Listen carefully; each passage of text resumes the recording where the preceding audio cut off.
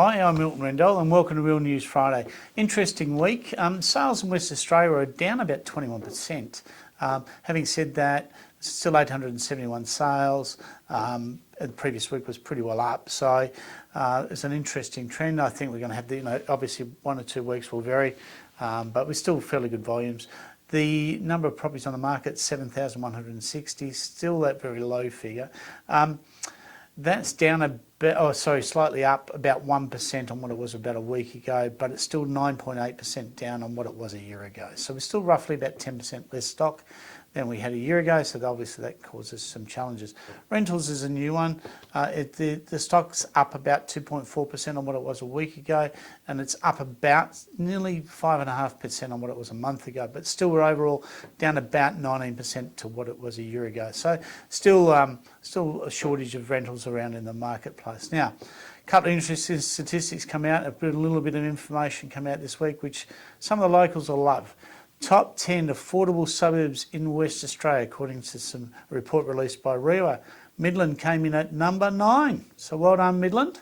And behind that was Midvale at number 10. So we're two of our local suburbs and the most affordable in West Australia. The number one suburb of the affordability in West Australia was Armidale. So interesting there. We have had a lot of activity in our marketplace, particularly around the Midland and Midvale recent weeks. I know our Chilo office particularly had a lot of activity in January and February, but we certainly have seen a lot of activity this month. Inquiry rates are still very strong, although people are talking about how interest rates are kicking in. There is probably a little bit of a slow in buyer inquiry, but it's still very, very strong, and that will continue to go. Now, some further statistics released for housing affordability. So basically, the measurement that we'll give you is the cost of what it is against the family wage or family income per month. So in West Australia, we're the second most affordable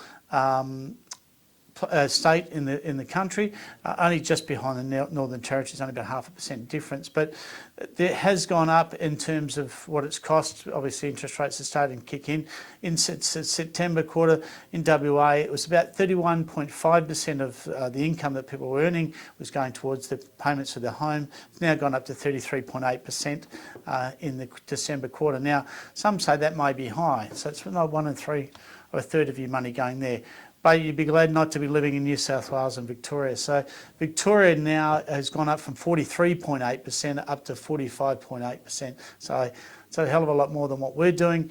Then you look at New South Wales, they've gone from 51.7% up to 54.8%. So when you look at affordability, West Australia's still up there, and obviously that's continuing our trend. So when you compare ourselves to New South Wales and Victoria, we're still doing very, very well, and that will certainly encourage people still to keep investing in the state, but also proves to people that it's still affordable within West Australia. Anyway, that's it for now, but I look forward to speaking to you again next week.